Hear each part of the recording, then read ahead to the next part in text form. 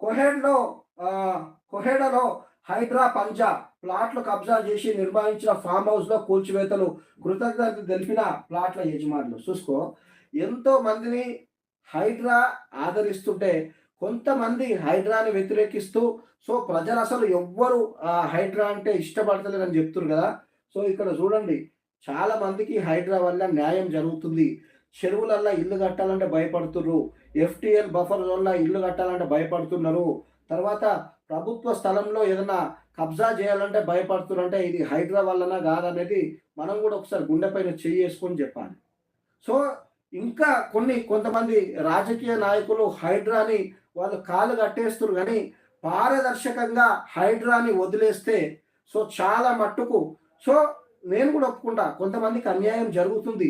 కానీ ఆ అన్యాయానికి ఎవరైతే కారకులయ్యిర్రో వాళ్ళు ప్రభుత్వ ఉద్యోగుల, గతంలో ఉన్న రాజకీయ నాయకుల వాళ్ళపైన ప్రభుత్వం చర్య తీసుకోవాలి. ఇక ప్రతీదీ ఇట్లా ప్రజలంతా అన్యాయం అయిపోతుర్రని పోతే సో ఈ కబ్జాలన్నీ అట్లనే ఉంటాయి, చెరువులన్నీ అట్లనే ఉంటాయి. వర్షం వచ్చినప్పుడల్లా ఇళ్ళకి నీళ్ళొస్తాయి.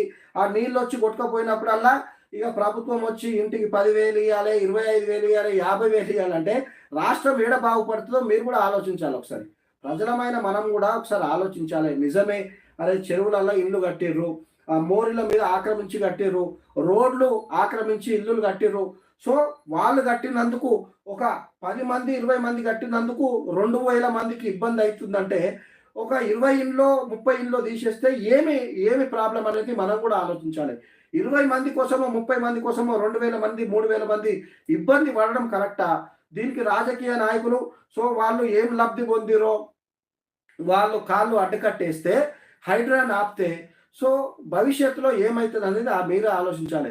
రాంగ రోజులల్లా ఈ పొల్యూషన్ ఎక్కువైపోయి సో వర్షాలు విపరీతంగా వచ్చి, ఒకవేళ సరే పొల్యూషన్ ఎక్కువైతే వర్షాలు రావనుకుంటాము. ఒకవేళ ప్రకృతి కన్నెర్ర చేసి గతంలో మన ఏది ఖమ్మంలో అయినట్టుగా ఇట్లా హైదరాబాద్లో వస్తే హైదరాబాద్ పరిస్థితి ఏమవుతుందని ఆలోచించాలి. ఖమ్మంలో వచ్చిన వరద గిట్లా హైదరాబాద్లో వస్తే హైదరాబాద్ సగం మునిగిపోతుంది. అట్లా ఉన్నాయి ఇరుకిరుకు కబ్జాలు. రోడ్డు 30 ఫీట్లు ఉంటాయి 20 ఫీట్లు, 50 ఫీట్లు ఉంటాయి 20 ఫీట్లు. ఎవడు అడుగుతాడు వాళ్ళని? ఎందుకంటే అక్కడ స్థానికంగా ఉన్న రాజకీయ నాయకులు, ప్రభుత్వ ఉద్యోగులు పైసలు తీసుకొని అక్రమంగా అనుమతులు ఇచ్చి వాళ్ళకు ఇల్లులు కట్టుకోమని చెప్పారు. సో ఇది తప్పు అని చెప్పి హైడ్రా ముందుకొస్తే రాజకీయ నాయకులు హైడ్రా చేసేది తప్పు, హైడ్రా పేదింటోళ్ళ కూల్చేస్తుంది, హైడ్రా ఈ కూల్చివేస్తే వాళ్ళు లోన్ తెచ్చుకుని పాడైపోయారు అంటే తెలియదా మీకు? అక్రమంగా మనం చేసిన పని ఏదో ఒక రోజు మనకి ఇబ్బంది తెచ్చి పెడుతుందని మీకు తెలియదా? తప్పు మనం చేసి హైడ్రాని అడ్డుకుంటే కరెక్ట్ అనేది కూడా ఒకసారి ఆలోచించాలి. హయత్ నగర్ కొహేడలో అక్రమ నిర్మాణాలపై హైడ్రా పంజా విసురుతుంది. ఒక రియల్టర్ కొందరు ప్లాట్లు కబ్జా చేసి ఏకంగా ఫామ్ హౌస్ నిర్మించుకోగా చూసుకో. ఇవి ఎవరు చేస్తారు? ఇవి రాజకీయ నాయకులు, ప్రభుత్వ ఉద్యోగులు చేస్తారు. లేకపోతే ఆ సమాజంలో స్క్రాప్గా చెప్పేవాడు ఎవరో చిచ్చోరగాళ్ళే చేస్తారు. సామాన్యులు అయితే ఎవరు చేయరు. ఫామ్ హౌస్ నిర్మించుకోగా దీనిపై 170 మంది ప్లాట్స్ ఓనర్స్ హైడ్రాను సంప్రదించారు. ఇప్పుడు చెప్పండి, ఆ 170 మందికి హైడ్రా వల్ల న్యాయం జరిగిందా, అన్యాయం జరిగిందా? ప్రజావాణి కార్యక్రమానికి వెళ్లి కమిషనర్ రంగనాథ్కు ఫిర్యాదు చేశారు. కోహేడా గ్రామంలో సర్వే నంబర్ 951 952లోని 7,258 గుంటల భూమిని ఓ రియల్టర్ కబ్జా చేశాడని ఫిర్యాదులో పేర్కొన్నారు. దీంతో రంగంలోకి దిగిన అధికారులు ప్లాట్ ఓనర్స్ ఫిర్యాదుపై విచారణ చేపట్టారు.